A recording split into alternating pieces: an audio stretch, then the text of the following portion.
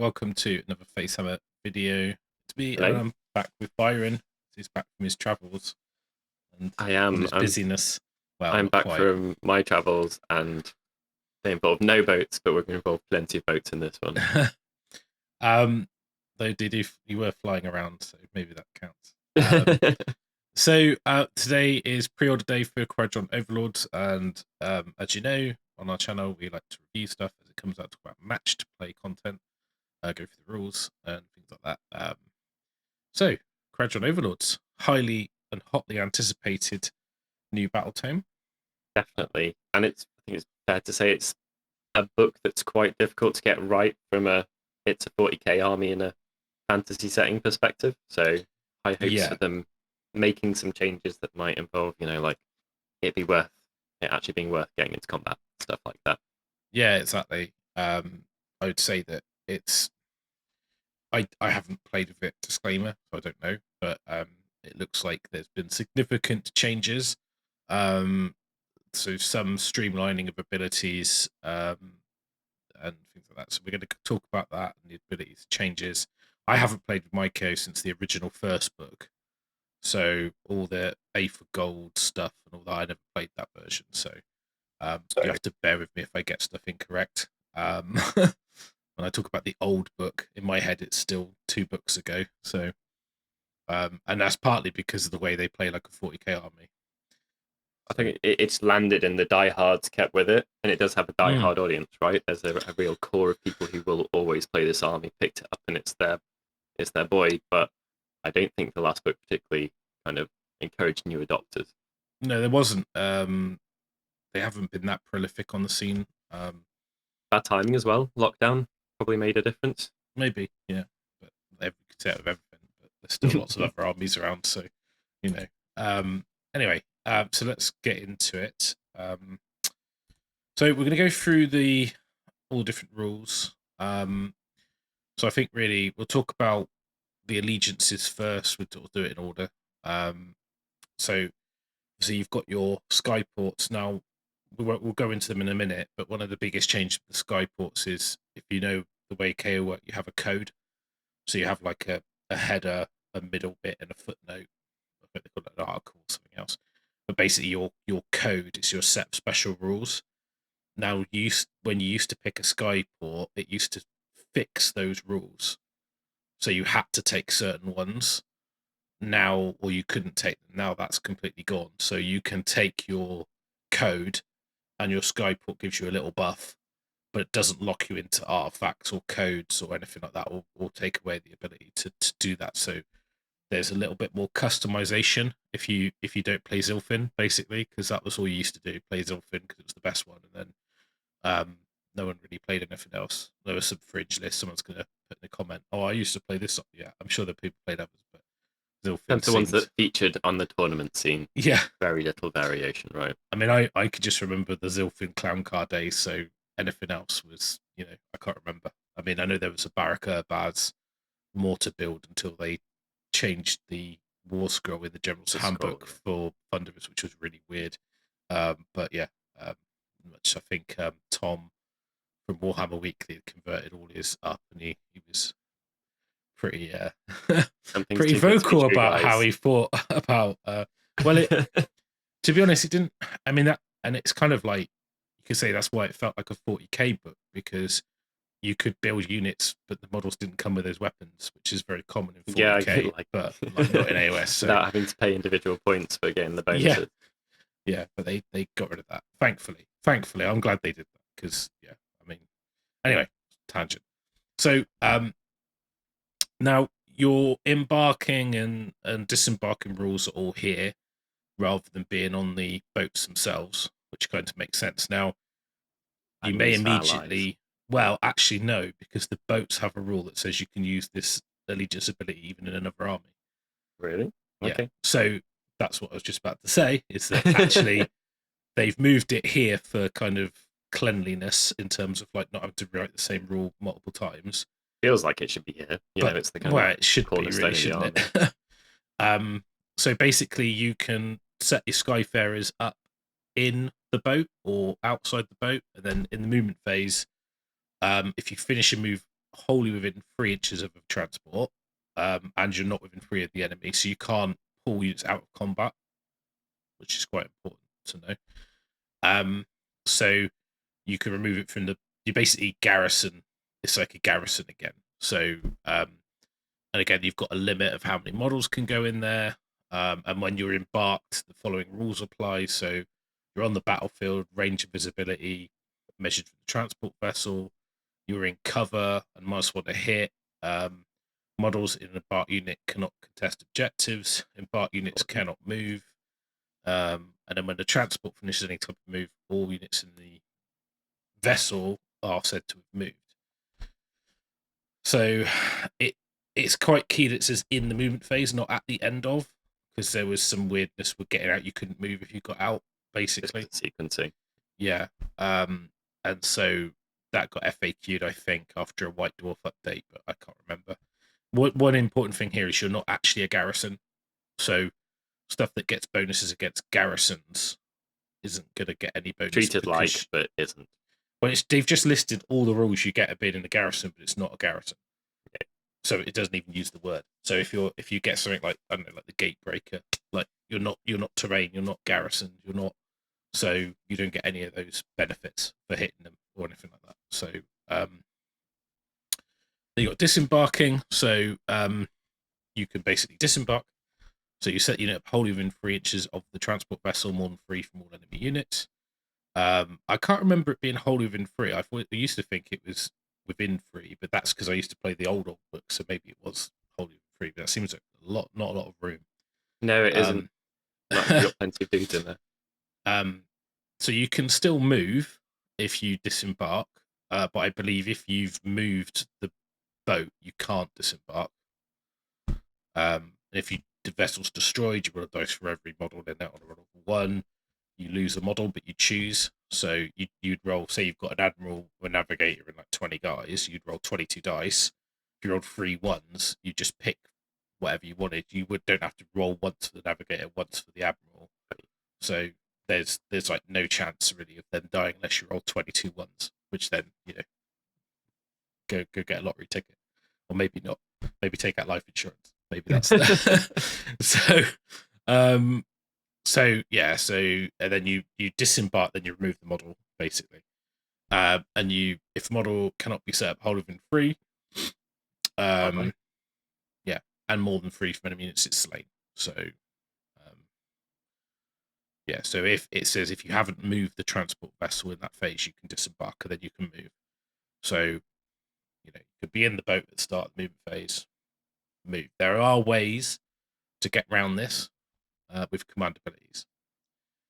So they've basically put all the embarking rules in here, which should basically work the same. There's not much difference other than they're not at the end of the movement phase, but I think they got FAQ'd. So yeah, lots of rules, but actually it's not that difficult to understand how it works. All the exceptions are coming later, right? Yeah.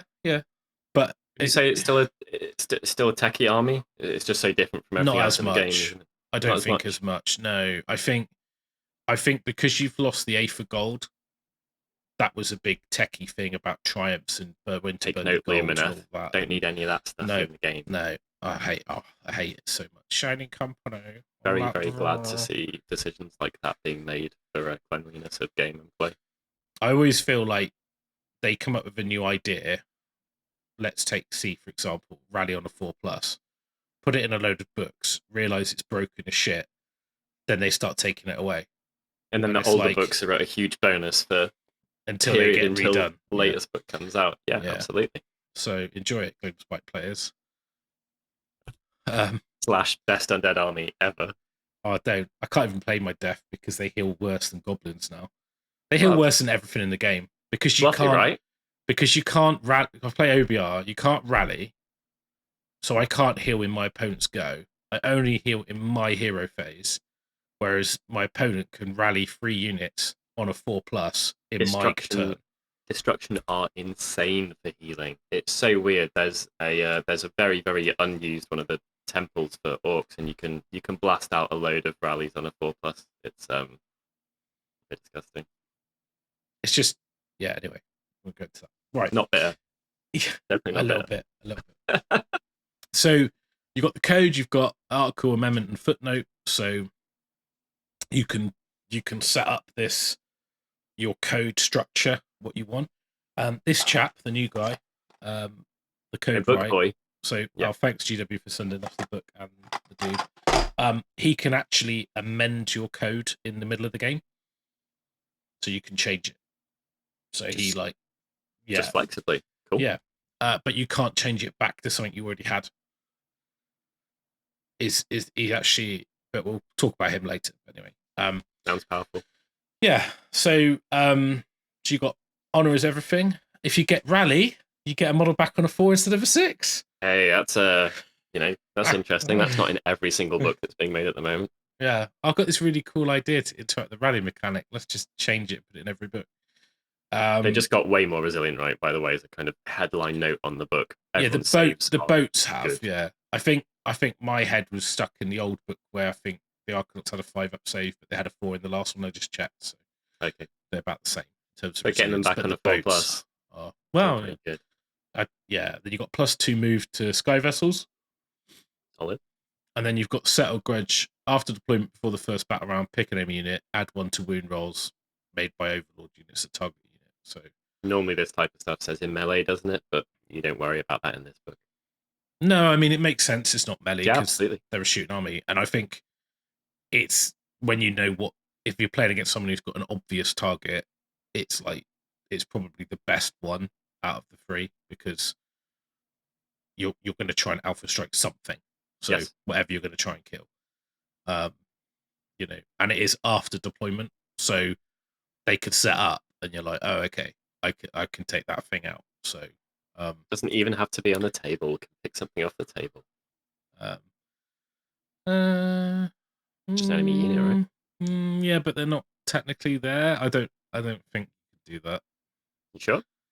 Yeah, I'm sure there's something in the core rules about using abilities or picking things that aren't on the table. Like you normally can't... it'd say though, right? No, but I think it's in the core rules. So the core rules say you can't be affected by abilities or use abilities if you're not on the table. Okay. Unless you're Beastman, unless it's a Sunday, unless they've changed it in an FAQ, unless it's in a White Dwarf.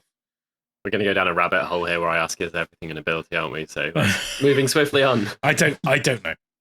Pass. Amendments, which they spelled I've given up trying to know the game to that level because it's changing too quickly. My head's not big enough. I've got a tiny head. Yeah, I've got a big head, but I can't be asked. So then you've got amendments. Not big enough for AOS. Oh, I could be if I wanted to just do that, but unfortunately, quit your job. Yeah. So you've got take what you owned. So pick an Arcanaut company unit. Until the start of your next hero phase, each model counts as 2 instead of 1 for contested objectives. That's quite strong. Actually, how flexible you are. Be anywhere. Yeah, sometimes you just need to I need to take that objective. I need those extra bodies. It's quite a good one. You got prosecute wars with all haste. Once per turn, you can make a run roll for an Overlord unit. You can roll 2d6 of a single dice. I don't know how that works with the auto. I guess auto 6, you don't roll a dice, you just go 6. So it's just a 2d6 roll. So I don't think you take that very often. Then trust your guns once per turn. Shooting phase. Reroll 1 hit roll of 1 for an attack made by a friendly Kharadron Overlord's units. So, which is okay. Pick the first one. Yeah, I think they're all none of them are massive buffs, but trust your guns guys somewhere and beat 10 guys, right? Trust your guns does level out the odds a bit, and if you get it every shooting phase, so it's pretty good. It depends what you're doing. Like, do you rather kill stuff or do you rather your Arcanauts be more than one? Arcanauts are kind of like you take 310 minimum, so I don't think it's a big deal really. I don't know if there's a list taking like a blob of 30 with a full rally that count as 60, or I don't know, maybe. Kind of cool, isn't it? Just dropping that the most out the way possible. A slow army, you'd find that a nightmare. Yeah. Then you've got footnotes, so no reward without risk. Once per battle in your charge phase, pick a friendly Kharadron Overlord with 18 of the enemy unit and roll 3d6 for the charge, so 2d6. Which is, yeah, okay. Then you've got no trading with some people. Once per battle, at the end of the enemy shooting phase, pick a Skyfarer unit that was targeted by any shooting attacks that unit can immediately shoot, which is obviously very good. And then the third one, which is without our ships, we are not, is once per battle at the start of any phase, pick a sky vessel. You can receive up to 2 commands instead of only 1. I think that's going to be the automatic choice. I don't think that, like, why would you not pick that unless I'm missing? Especially something. as the Admiral unlocks abilities to allow you to do stuff like move and disembark or fly high, and all that is all command abilities. So basically, if you want to fly high, land, and then get out with your men, that's 2 abilities in one phase. So Unless you're doing some type of very cool but probably not as good melee build and you want to take the first one because 3d6 charge is a big deal, especially if you're re-rolling it. I don't see why you wouldn't be taking yeah, the but last one. it's better to just drop next to them, right? And then... Oh, shoot the hell out of it. Of course. I mean, it's the book for I mean, that. like, I don't know. Like, maybe you take the 3d6 charge. Only if you're playing a fluffy one and you want to get into combat with chainsaws. Though, to be honest, it's viable with the, but you want the frigate to make the charge. It does say Kharadron Overlord unit, so you can use it on the boat. So you got to be a bit careful. It says Skyfarer or Sky Vessel. Yeah. So, but that's both. So, okay. So that's your code. So it's quite nice that you're not locked into not having that unless you go vanilla, which no one went vanilla. Yep. So now these are the command abilities I was talking about. So these can be issued by admirals, and friendly sky vessels can issue them to themselves. So quite interesting that if you want to do the, you've got these 2 issue. Now actually, if you look at the can receive up to 2 but can't issue, so you'd need an admiral to unlock that. So he's going to be like auto include, I think, in every army, which kind of makes sense that you have an admiral in every army. I mean, like, it's an admiral, you should have one. So you get combat landing, so use it at the end of your movement phase. It's a transport. Any units embarked can immediately disembark. They cannot move, so that allows you to then embark, move, disembark. Yeah. And that move could be Powerful. Fly high. So use this command ability at the end of your movement phase. The unit receives must be a sky vessel. Remove it. You can't do it if you're in combat, basically, so you can't retreat out of combat anymore. With this fly high, remove it from the unit for the battlefield. Select anyone on the battlefield more than 9. 1 from all terrain features. Then you could use combat landing, get out. So that's the 2 you could use in conjunction. And disengage. Unit receives the command must be a sky vessel that has not moved.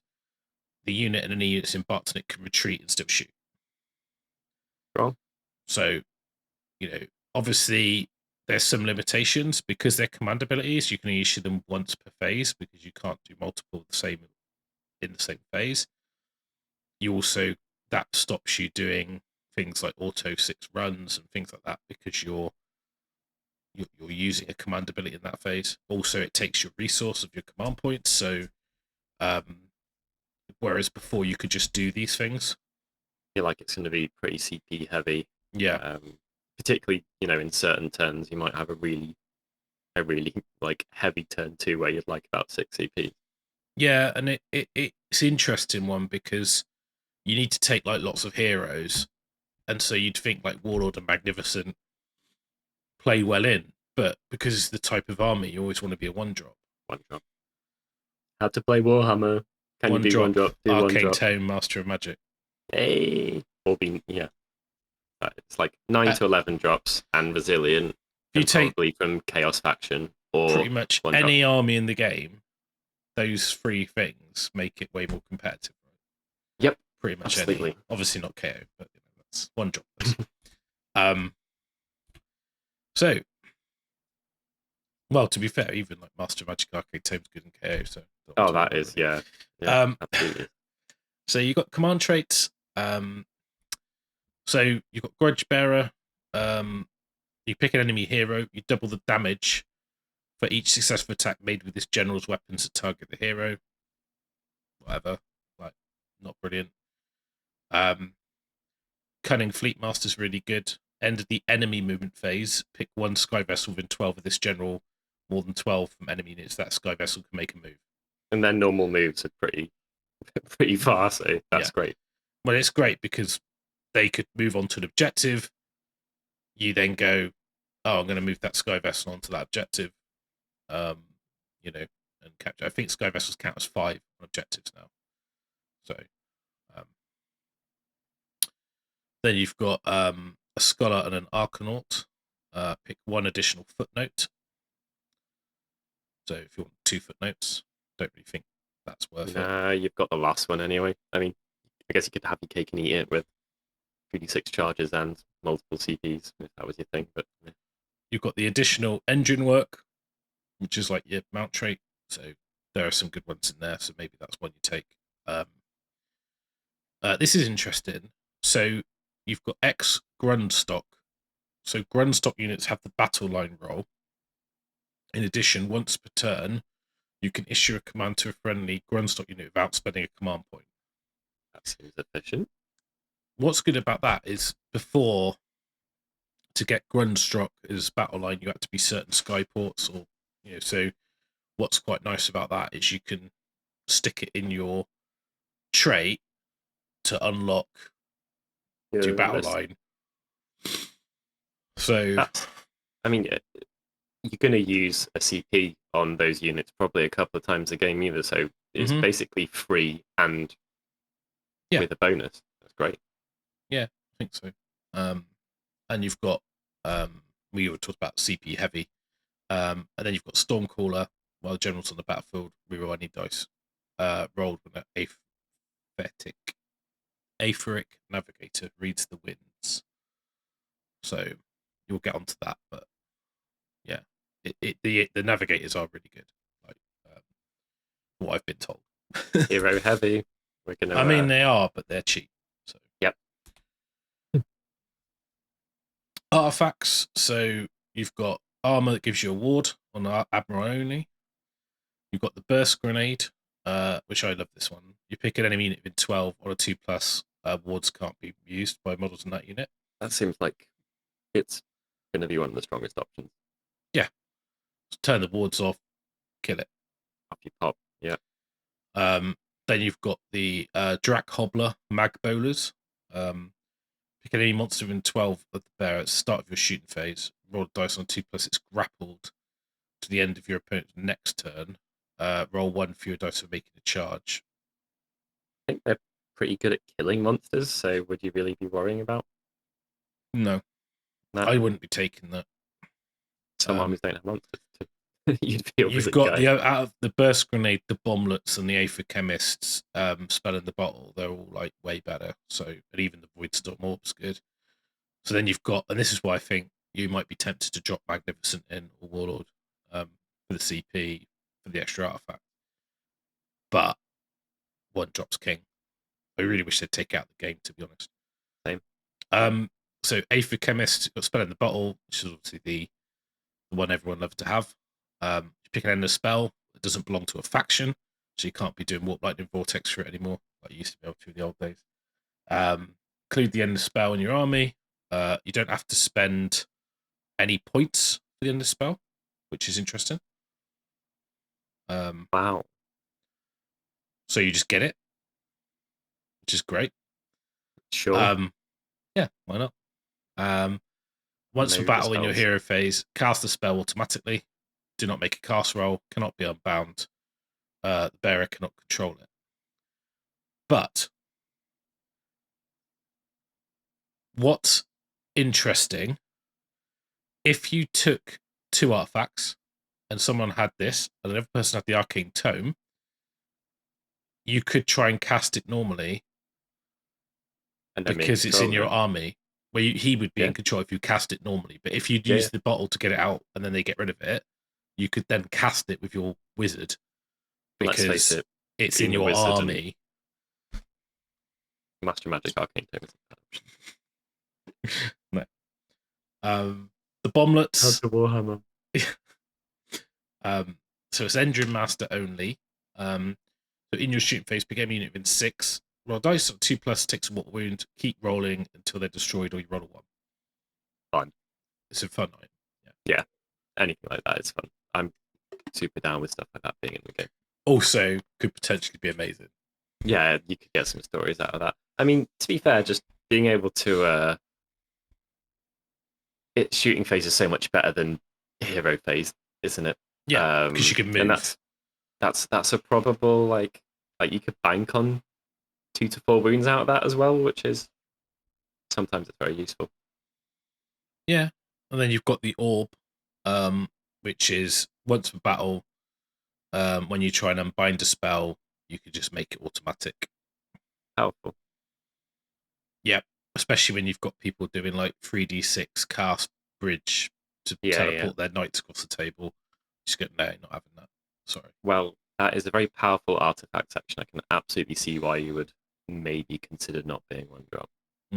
There's so many good ones there.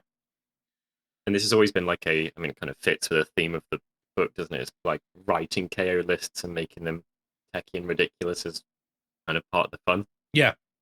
And I think that losing the A for gold and making CPs more important, I think leans into the play style of, I really need to think about my resources a little bit, think about my artifact slot, think about my engine, think about my code.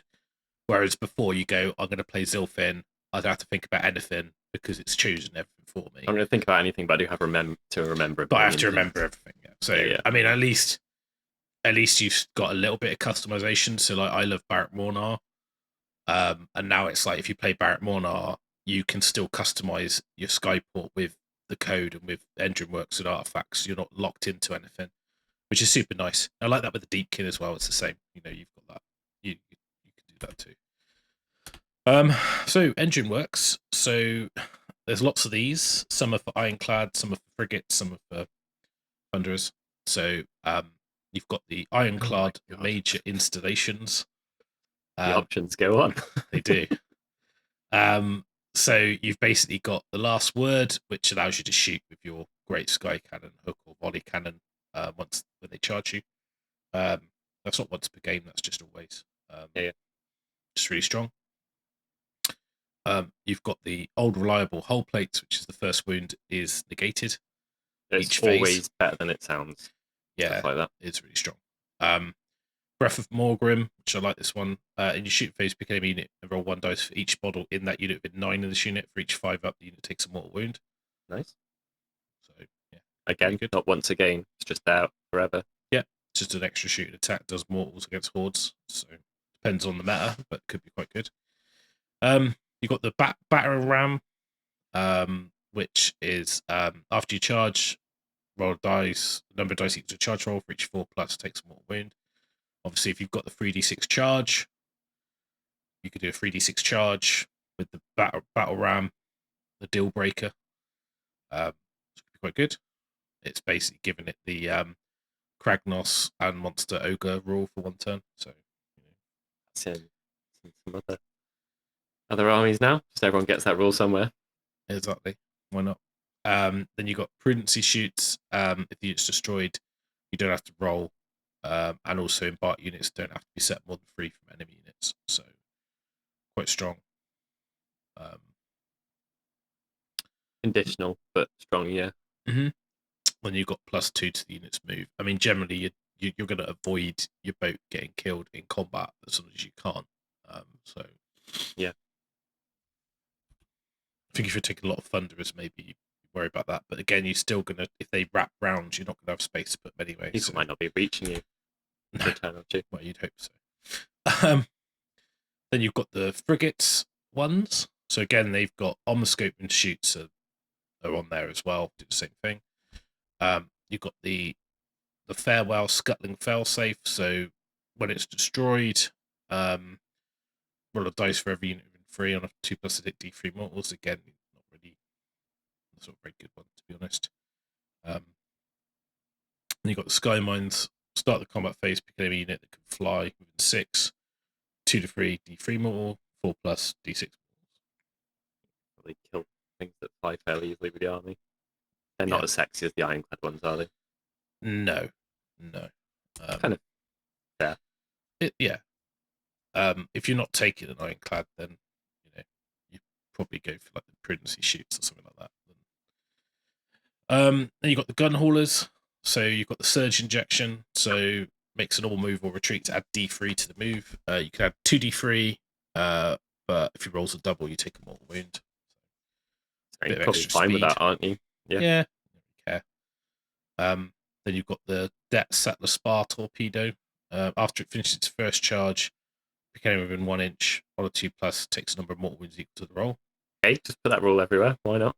Yeah, I mean that. To be honest, that's what the other one should be, rather than on a 2-3 it's D3 and on a 4+ it's D6. Yeah. That's such cleaner. I don't know why they've written it that way there, and the old way and the other way, where you got 2 rolls to do one thing rather than 1 roll. Yeah, maybe it's the bigger the thick. I don't know. Well, perhaps. And then you can become a transport for 6 Skyfarer models. That's kind of cute. Yeah, I mean that's a reinforced cute, unit of Wardens, or that's a character and 5 Thunderers, so it's good. It's pretty good. Yeah, it is. That's the engine works on Skyports. So got Barak-Nar. So start of your hero phase, roll a dice for each Barak-Nar hero. For every 4+, get a command point. It's pretty strong. Yeah, I think they're gonna have multiple ways to make use of that, aren't they? Zilfin, pick an extra engine work. I don't really see that one being used very much. Not unless you're double ironclad, and that's your thing. Yeah, but you can get an extra engine work with the trait anyway. So might just be all about the big boats. Yeah, why not? Barak Zon, so add 1 to hit and wound rolls for attacks made by melee weapons by Skyfarer units that charged in the same turn. That's very strong, actually. That is. Because your Sky Wardens and things like that are actually pretty pokey in combat now. They've always been decent. It's just they kind of didn't make sense to do it in comparison to everything else in the book. No, exactly. And I think now that +1 to hit and wound if you charge is huge, especially when you do that. I disembark because I've used the command ability to allow me to disembark, and then I charge you. So absolutely. I mean, the way you have to look at that is CP efficiency as well, right? Because you didn't spend a CP to do that, and it's better than spending a CP. So that's pretty good. And value. every unit that charges gets it. It's a Skyfarer. Exactly. So yeah, it's a decent Skyport now. Strong. You got Barak Urbaz, which is pick an additional article, which is pretty disappointing. They used to have like really cool like bonuses with Aether Chemists and stuff, and that's all gone. So a bit of a shame, really. Barak Mornar, my favourite. So roll a dice each time an enemy model issues a command within 12. On a 5+, it's not received, and it still counts as being used, and the command point is lost. 1 in 3 chance to scupper enemies' big plans or unique things is pretty good as well. And it's just a unit, so that's a lot of the table covered, right? Yeah, the only problem is if you're issuing it with something that's not within 12 to something that is within 12, you don't roll. Yeah. So, but I quite like it because it's a little bit of disruption. It's a bit jabber-slithy. Yeah, I like it. I think it's cool. Then you've got Barak Fring, which is a little bit interesting. So allied Duridan priests know an additional prayer. And they've got this rune of ancestral guidance on a free range of 16. Pick an Archon Company or Grundstok Thunderer unit until start of your next hero phase. A modified hit rolls of 6 made with missile weapons cause a number of mortal wounds equal to the damage and the attack sequence ends. So it's interesting. Weird. So Duridan priests is Fire Slayers, rune priests. Yeah. So rune priests are like cheap and not awful and quite good at dispelling. Yeah, they're decent. So it's it's just an interesting I like that. Cool thing because you're basically turning on like mortals on a hit roll of 6 with a prayer, but obviously having a priest is good because you get access to like less, etc. Yeah, and also like they've probably got their own prayers, and also get rid of invocations. So yeah, I don't know. It's an interesting one. I think Zon might be the. It's either Barak-Nar or Zon. I think are very strong and obviously strong. I think Mornar's good if you're playing against stuff that like they don't have lots of stuff that's staggered in lines and that like deep. It kind of forces it. It really is disruptive because you imagine like the impact of like not being able to issue that rally or not be able to get that that all out defense. Do you know what I mean? It's like it's huge. It's horrible, isn't it? That people, I don't think people readily pick stuff that might work, and it's not even a 50% that it might work, but also like you can't plan for it in the same way, whereas you can be like, I have a very good chance of getting 2 extra CPs a turn out of my 4 heroes, or and I think that's where people will be leaning into the default, right? I have this plan. I wrote my list of this plan because I'm a dwarf player and I'm probably an accountant, and I'm going to do this, this, and this, and I've got this many more resources on average. Well, going back to AOS, it's just people sit in their room and they map out their thing, don't care about the other person, what they're doing. They've got battle tactics they can do without interacting. they don't care what you take in. All their things synergize and combo, and you can put whatever you want down. It doesn't matter. And when you get on the table, you get your fucking cheat sheet out of like, oh, do this, do that, do this, do that, and then who cares? Someone kills your character, and then you're like, and then you'll go like, basically, you might lose the odd game because someone you played understands exactly what your combo is and knows how to beat it. But or they've got an exception, like they can block a board edge. Generally will win most of the games if you put that much time, effort, and dedication into baffing out in your pants in your bedroom, which is why I'm not a big fan of the game right now. Why to play destruction? Also, you might get to upset people's plans, right? Well, I had all of these things planned, but then you put 3 stone horns into my boat, and I'm sad. Well, that's why I like Mornar, because it's like, I'm going to do this with my boat, and I'm going to go and I'm going to jump out. I rolled a 5. You're not. Oh. Like, imagine that in the mirror. Like, trying to spend 2 CPs, and you're like, I'm going to fly high, and I'm going to jump out. No, you're not. I rolled a 5. Yeah. One of those involved moving, and you didn't move. Shit. I'm sorry. No, they're gonna just kill me, and all my men are gonna die because they can't get out. Like, on the subject of how to play Age of Sigmar currently, should we look at perhaps the most ridiculous page of this book as far as competitive play viability goes? And I would say, just as a rule of thumb, any battle tome that has 1 or 2 easy, uninteractive ones you can do is very strong. If you've got on top of that 2 which you can do as well, your book is absolutely nut strong because you don't care about what the handbook says. Yeah, and then add a good grand strategy, and you're absolutely flying. Here is an example of a nut strong set of tactics and grand strategy. If it's purple, it's good. Let's go. So you've got rule the skies. So have 1 or more friendly sky vests on the battlefield. No enemy behemoths that can fly. Now, that seems like a balanced one. That's the type of one that you should have in a book, I feel. What's key about that is it says behemoths. So if anyone's got an army where they become Battleline, they're not behemoths anymore. Because they lose the battlefield role. That's cool. I didn't think of that. So actually, it's not monster, it's behemoths. There's actually quite very little behemoths or behemoths, I should say, because I get told off my pronunciation. There's actually very little behemoths that aren't something else or actually have that battlefield role. Yeah. That's like super characters, basically, isn't it? But even then, they're heroes, right? So do they have it? They do count, right? Yes, they do. I always find it confusing when they've got because you've got a 4 cap. It's only the battle line thing that. Yeah. If they become battle line, they stop being that. But having said that, like if you turn up an Archeon still alive, you maybe have lost the game anyway. So it feels like it's an all right strategy. Yeah.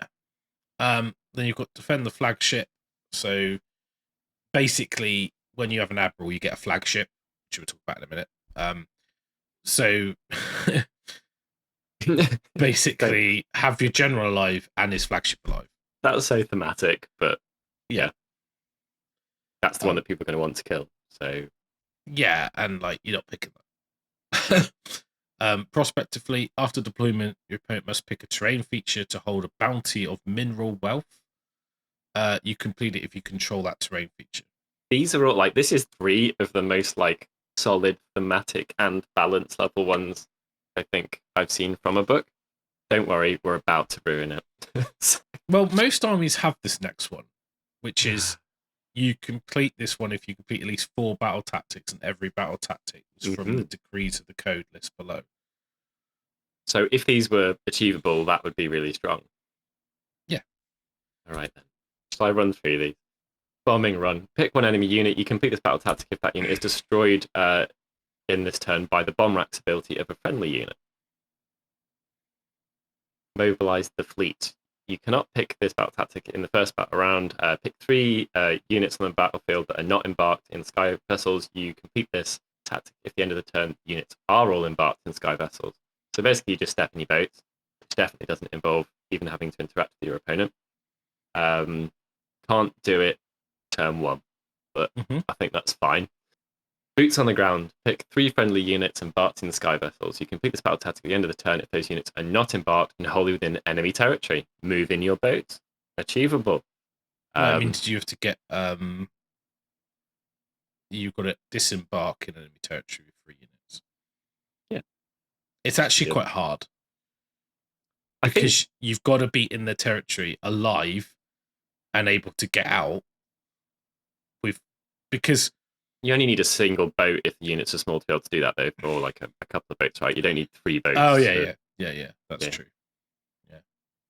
Yeah, because you could have 3 units get into 1 boat. And and a unit could be. You could have 2 characters and 5 in my guys. head, I was reading it as you need 3 boats. I was thinking. I did first as well, but yeah, but like if there's a gap like this big, then you can probably do that with a medium boat and some chaps. You can nearly do that with one of the boat that can't carry people if you take the right option. Next, we have opening salvo.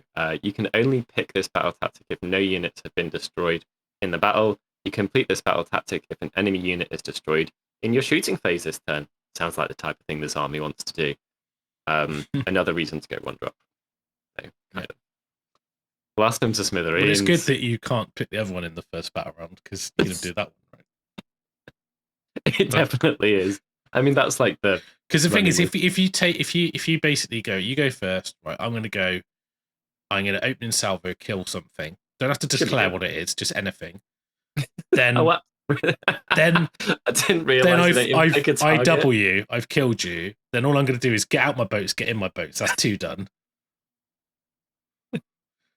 Dear. And then you've got some book ones, like you got the General's Handbook ones, Yeah, like standing, cunning maneuver and all that. Get out of your boats in your opponent's territory. They're all dead anyway. Still be in their territory. Do a General's Handbook one. Oh dear. Okay, blast them to smithereens. Pick 1 objective on the battlefield within 12 of any enemy units. You complete this battle tactic if there are no enemy units within 12 at the end of this turn. Stake a claim. You can pick this tactic only if you control fewer objectives than your opponent. You complete this tactic if you control more objectives than your opponent at the end of the turn. Again, take a 1-drop. It's super easy as well because you could do that turn 1 because you know that you claim objectives at the end of your deployment. Yeah. So you just don't deploy on your objectives. Yeah. So they're not yours. And then you just go, I've now got 2. Yeah. And it's not like there's any downside to standing back with the fastest, most flexible. If you're like fly high, flying, shooting army. This page is a joke. This is like so many of these. You could literally only have access to these. And that's the only reason I don't like that grand strategy, because you basically are saying I'm can only do these. But they're very good. Now, once you've done fun, for fun, you can do one other one just for jokes from the book. Yeah, but you gotta not fail as well. Yeah. So I mean, and that's the only thing about the opening salvo and blast. You actually got to kill stuff, which is like, Yeah, I've done. I'm pretty but again, more reasons to desecrate their lands, cunning maneuver. You don't have to do anything; you just stand on something, and actually doing all the baby heroes, just rock on, and doing the what's it called, the The two Galatian champions on objective is easy because they're in a boat and you get out of a boat and you're on the. That's so Do you know what I mean? easy, Like yeah. it's like because you're not. You can be where you need to be, right? You Like, could just deliver in a baby boat that can take up to 6 people. You could just deliver 2 characters to some far off point of the battlefield and be like, I'm there. yeah. Done. Solid. So that page is a joke, and I would like to play in a tournament where battle tactics and grand strategies were only from the GHB. Yeah, but then like it's. I just think battle tactics should be removed. Agreed. Oh, I'm all for removal. I'll take that over take it. all of them out. Go back to the golden days. Oh, I would think stuff like that. Okay, do they have battalions that you're going to want to take? Of course, if we see anything that's about getting extra CPs, maybe it's going to look a little bit more seductive. No, not really. No. You might take. I mean, you get like expert and swift on one, and you get no. You don't care. No. One drop, magnificent warlord. Don't the only ones you're taking. Like you're not. And even then, it's like. If you're high drop, you might end up going for the like Vanguard or something like that for charge rolls, especially for doing some tech. But yeah. I don't know. You might go into that for some reason, but I think if escort win was a unified, you might go for that. But, oh, you'd absolutely. Yeah. But yeah, interesting. Okay, on to the characters. Yeah. So you got Brock Grungson, Lord Magnate of Baraknar. You didn't really see him much. The build, like he's got his beard blasters and all that stuff. It's ridiculous. So you get to add one to attacks of friendly Baraknar Sky Vessel units while they're holding 12 of them if he's charged, which is quite nice. It's quite good. Moustache mounted Aether blasters. So when he fights, pick an unit within 3 and roll dice 2+ D3 mortals. Sure. And you can use this command ability to start your movement phase. Up to 3 Sky Vessels that more than 3 from enemy units can receive the command. In that phase, you can reroll run rolls for the units that receive the command. In addition, they can run, shoot, and or charge. So it could be quite nice with frigates because they do impact hits. So yeah, solid. 8 wounds, 12-inch move, 3 up save as well. That's not a bad profile. Yeah, I don't think you'll take him. He's like a bit fringe, fluffy choice. Yeah, I mean anyone with a top hat's going to be fluffy, right? Yeah, I mean it's a cool model. I don't. He wishes to be like super expensive. He's 220 now, which is actually he was like 300 points before. I don't know why. Top hat. Yeah, the top hat adds 100 points. Absolutely does. How many points are admirals now? I think they're sub 100 or 100. Like some of the characters are like dirt cheap because he's 125. 125. So the chemist is 80. The navigator is 85. The code write's 90. The engine master with harness is 90. The dirigible is 170. So like they're all sub 100 except for this guy. Yeah. Just floating around or just above in the case of this guy. 6 wounds. Nice to see it being more than 5. It always feels like quite a big difference on small heroes, especially in this edition of the game. Yeah, 3 up save, super solid. Once a battle start your shooting phase, one friendly KO unit that is not a sky vessel. If it's held within 12 until the end of the phase, improve the rend of that unit's missile weapons by 1. The same unit cannot be picked to benefit from this ability more than once per phase. Mm-hmm. I mean, obviously good, especially if you're trying to battle. Especially if you're trying to achieve those battle tactics. Bring every gun to bear. Command ability in the start of your shooting phase. Must be a sky vessel that is more than 3 and remain stationary in that phase. Didn't receive fly high. Okay, basically it has to have done normal stuff, not fancy stuff. Yeah. Add 1 to attack characteristic of that unit's missile weapons. And another command That's ability. quite nice because you can literally your boat stand still and you just plus 1 attack. You just get more out of it, don't you? Probably doing something anyway. Yeah. Another one, just so many. Start of your movement phase, sky vessel, more than 3, that unit can reroll runs in it. Oh, the second one, run and do. Or yeah, so it's just 1 rather than 3 units. 3. And then, but I think you only really need to do it on 1 yeah, most of the game. The likelihood of being, yeah, and you might even have 2 admirals, right? I think it's a strong case because you get a flagship as well. So when he's a general, You can pick an ironclad or a frigate to be his flagship, but then you can basically every turn you can issue a command to that flagship without spending a command point. Yeah. So 100, says 110 points. 25. 125. Free attacks, freeze 2s, rend 2, damage 3. Free shots, freeze, rend 1, damage 2. Yeah, not bad. 6 resilience. wounds, free up save. Yeah. You can ease the Glacian champion, so you can even give them that Rage of Gur comes back to life on a 3+. Yeah. You know, like, I mean, it's all the boxes you want ticked, right? He's got flexible CPs. Just have him count as 10 models and objectives. Why not? Absolutely. Yeah, I mean, he's great.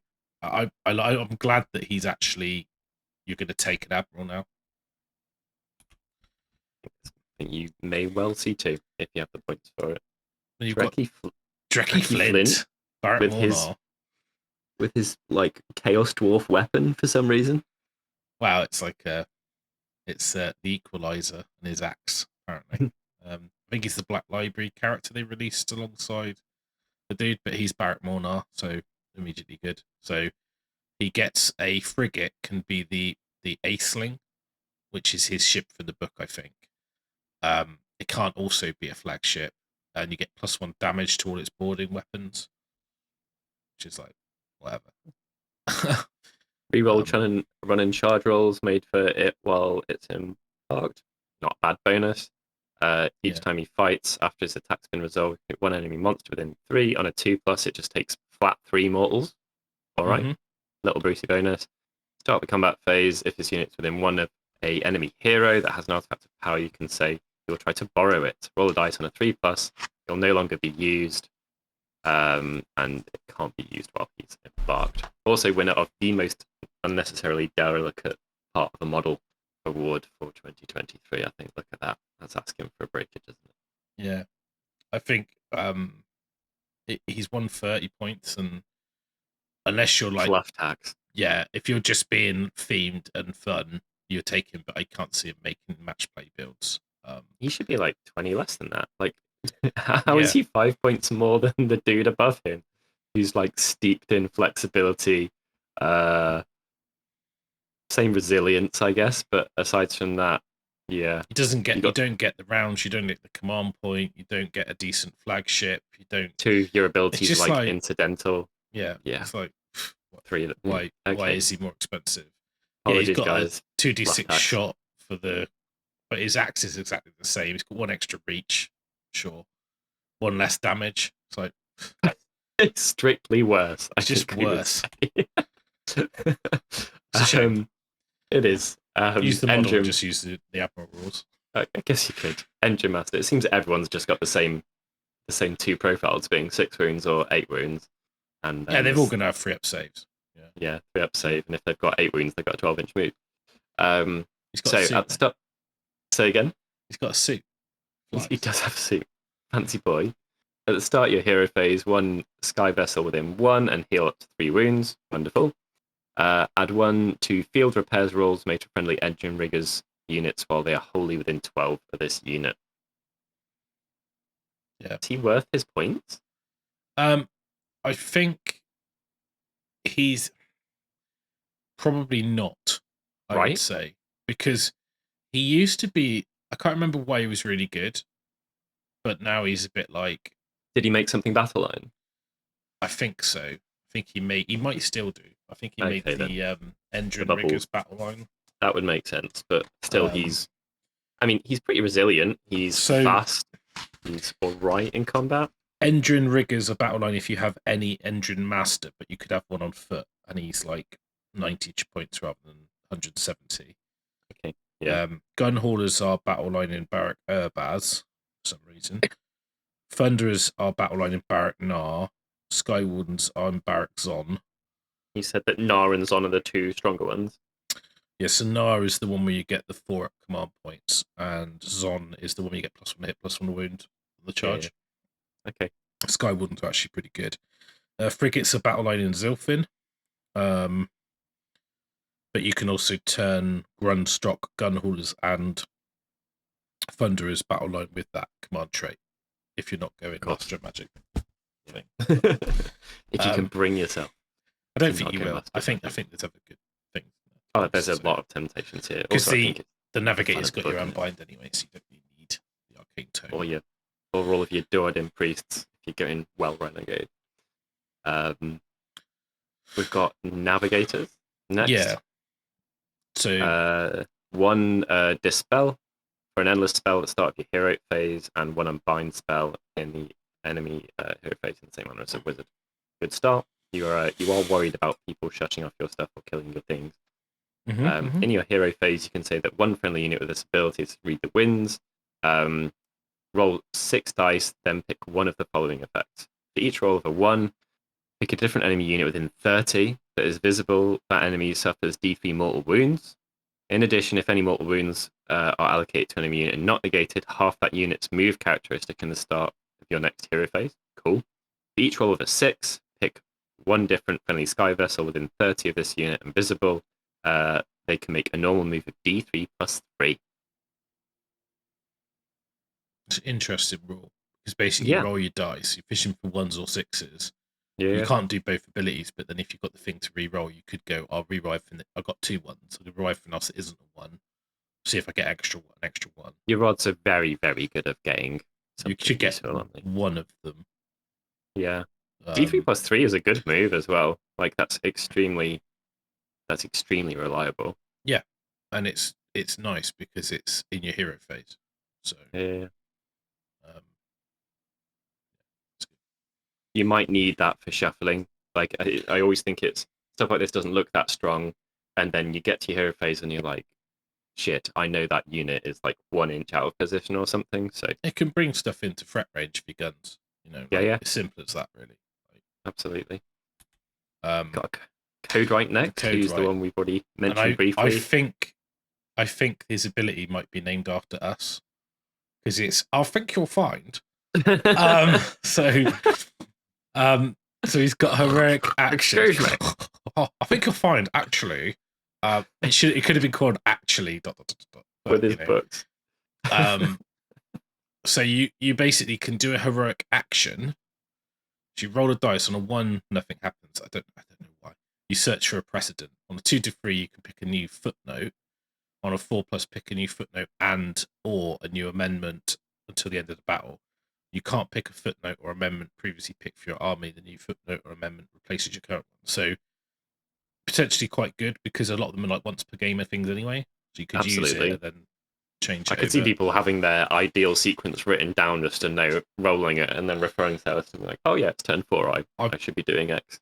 I think he'll be in every list because of the advisory roll rule, which is at the start of your hero phase, if you're in 6 of another friendly hero, roll 2 dice for every 4+, get a command point. Done. He's 90 points. You said I was just going to say, you said he was sub 100. How is he 90?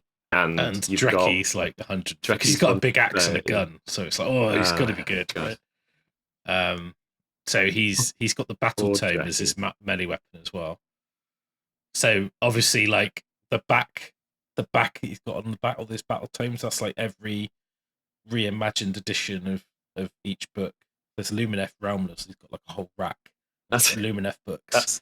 That's just the average amount of books you need to play one army in the game currently. He's got his White Dwarf in one hand, his FAQ in the other, his 3 battle tomes, his supplement. 7 is about handbook, correct, I think. Tucked in there. Yeah. Oh dear. He's got a little one. He's got a little book. It's like a little general's handbook just on the end. He's highlighting the first section of this book with the 3 obvious options that people are going to look at and then forget about. And every 6 months, you have to rip all the books off of him, buy a new set, and stick them on. I'll stop being cheeky now. Yeah, I mean, if they're gonna give something a name that ironic, they just gotta they've opened the floodgates there. I think they've given me permission. That's asking for it. That's implicit and explicit permission, in my opinion, very clearly. You got the Engine Master with Engine Harness, damage free on his weapon. Wow. Yeah. So he can crank up the power on a transport vessel. Takes D3 mortal wounds. On a 2+, you can use the top row of its damage table. So it's kind of like, I'm quite hurt. I'm going to just roll the dice and then see if I can take damage. He can heal but I think you have to do this first. It says at the start of your hero phase, it's embarked to not use its engine master ability. So you got to crank up the power, then you can heal the damage back.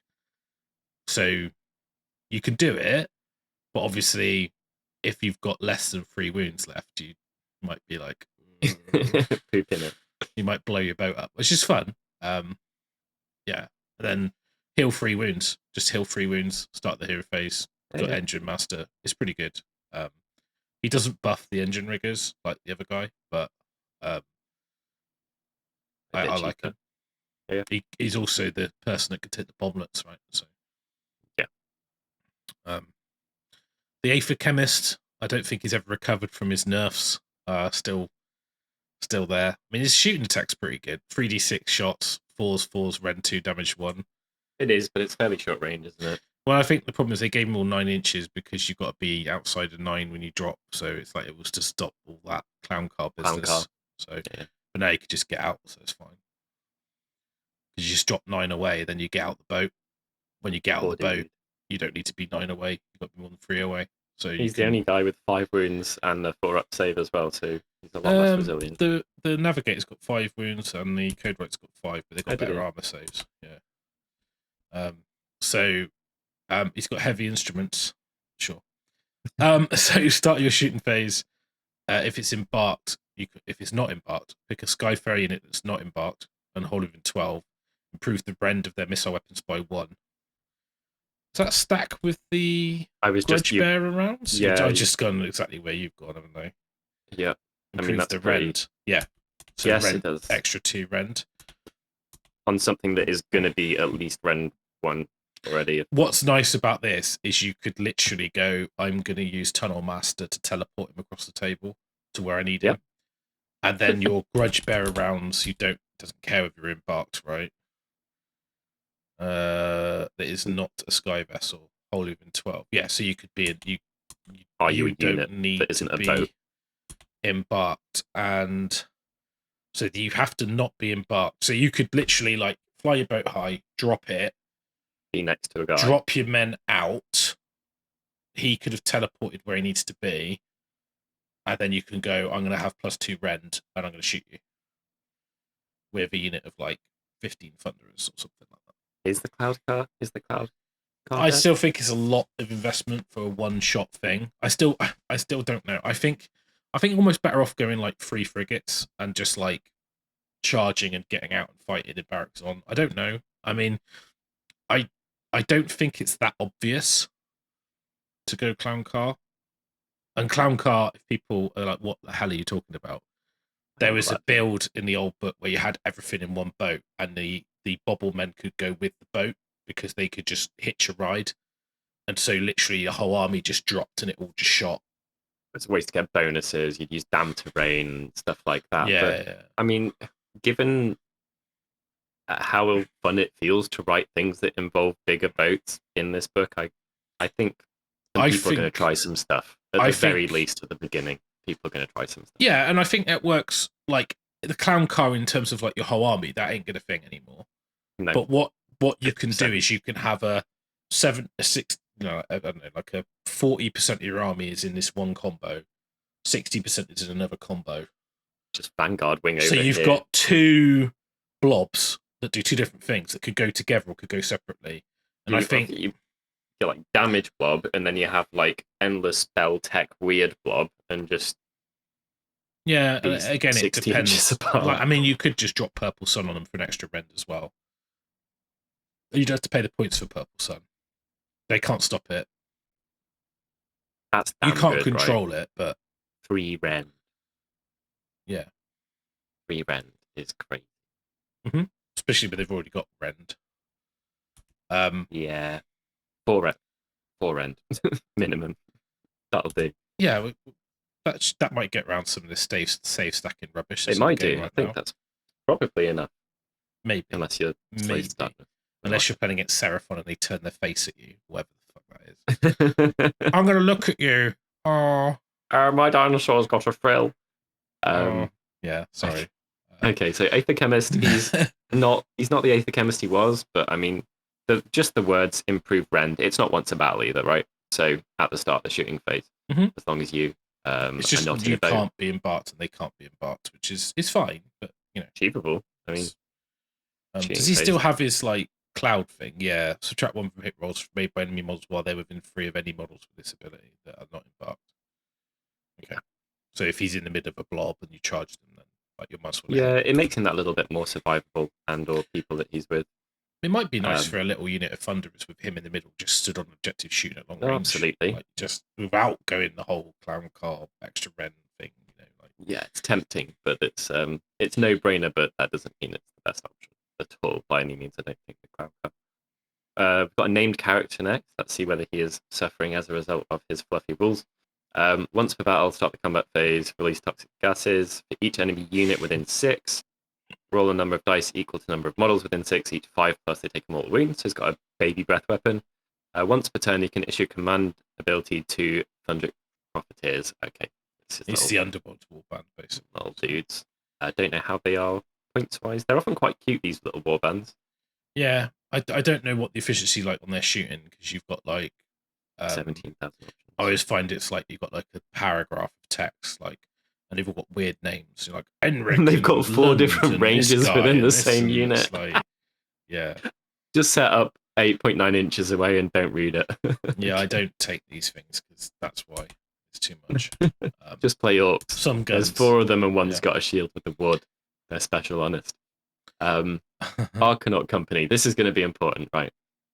So, they've got a billion different weapons. I guess we just want to know about their points.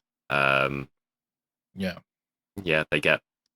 But basically, they get damage 3 against a monster with their skyhooks. They've got an alright amount of average shooting with 8 of 5 pistols and skyhooks in there. Pretty short range. The pistol's only the champion. So like the volley pistol, naval flare pistol. So basically, your guns are 15-inch skyhook, 4's freeze, red 2d3. The volley gun 2d6 shots, 4's, no red 1 damage. The same as the pistol, basically. And then a ton of pistols. And then what you're basically what's nice about this is you could roll the shots for the volley gun and just add it to your pistol dice, because you get +1 to hit if you're shooting something that's just contesting an objective. So they're okay. I mean, like, they're not. You're not taking big units. No, unless you're doing that weird thing, which might actually be quite good. Yeah, I still don't think so. I think you're rallying back Thunderers if you're going to rally anything, or Wardens or Engine Riggers. These guys are like 3 units minimum, 10 Battleline, and they're 100 points. But there's other ways to get Battleline. I don't know. I kind of disappointed. They're not really that sexy. I just feel like everything in this book should have a pirate rule where they get some bonus to crappy melee attacks on the charge or something. Yeah. That's why I think if you're playing Barracks on, like a big unit, them charging might actually be scary. Yeah. Because, there'll be freeze, but there's no rend on their cutter, which probably a mistake. They probably should have 2 attacks and rend on their melee weapons and 1 shot on their shooting weapon. And then it'll just encourage you to be a bit more combat focused. I think it would be extremely good for the game. And, like if they're pirates, the foot troops are expendable and go in with cutlasses. That would be fine, right? But then you probably just won't take any of them. Just take the stuff with guns. And now we've got the Ironclad. So this is the big boat. 500 points, 20 wins, 3 up save, a bit more resilience than before. Absolutely. You've got to protect your 22 dudes, haven't you? Yeah, I think it holds. Yeah, it's 22 now. Yeah, so then it's got, you basically have carbines and torpedoes, and then you have a choice of the Great Sky Cannon, the Hook, or the volley gun. I generally think you'll take the cannon, because it's a bit like the Iron Blaster. You get 2 shots, 4s, 2s, rend 2, d3 +3, or 6 shots, freeze, rend 1, damage 2 at 12-inch range if you fire shrapnel. The torpedoes and the guns, 24-inch range of the torpedoes, 12-inch on the carbines, moves 10. The boarding weapons is your melee. It's 4s, no rend, 1 damage, which is why Dreki's increase in the boarding it doesn't really do much. Now, it's a sky. It can have up to 22 men in it. It counts as 5 models on objectives.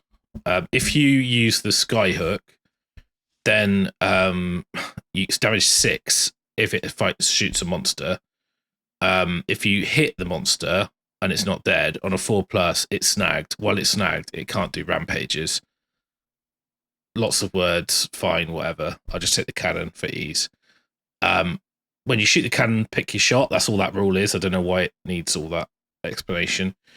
So, bomb racks. So, after it finishes a normal move or a run, you can pick an enemy unit that's moved across, roll a number of dice equal to the bomb rack's value. For every 4+, they take a mortal wound. 10 dice at full health. All right. But you could also, if you had the Endrin guy in there, he could make it at the top profile. Then you could, like, move over, retreat out with the command ability, and then still shoot with everything. So, like, there's a lot of combos like that. And they're all mortal wound based, or a lot of them are, right? Then you've got your Supremacy Mine, which is once per battle, at the end of the enemy charge phase, you can basically pick a unit within 3 inches on a 2+. It takes a number of mortal wounds equal to the roll. So, I think this used to only affect things that fly, but this just everything now. Yeah, pretty good. So it's the bomb racks that are restricted against flyers. Yeah, and obviously you could take the engine map, the last word, so every time you get charged, you could shoot, and that's not an Unleash Hell. So I don't know whether you could do that and Unleash Hell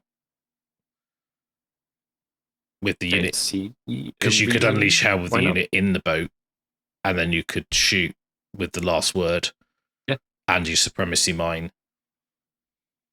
So it's going to whittle things down, isn't it? Yeah. I mean, the cannon, the volley cannon, 4d6, freeze, rend 1/1 damage. It's a lot of shots, but it's just random, isn't it? I mean, it's like...